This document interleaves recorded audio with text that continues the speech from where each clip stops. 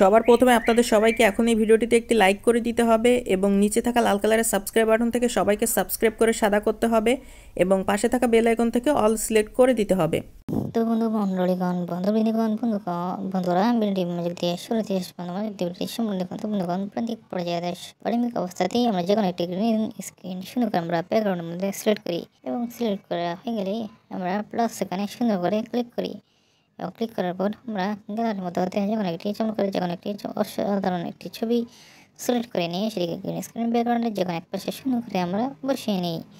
সেটি বসানো হয়ে গেলে ছবিকে আমরা আরও সুন্দর এবং চমৎকার করে তুলতে আমরা সঠিক পদ্ধতি সঠিক নিয়মাবলী অনুসরণ করার মাধ্যমে ছবিটিকে সুন্দর করে কাস্টমাইজেশন এবং সুন্দর করে অ্যাডজাস্টমেন্টগুলো সঠিকভাবে করে নিয়ে নেওয়া হয়ে গেলে প্রথম ছবিটির ওভার পাশে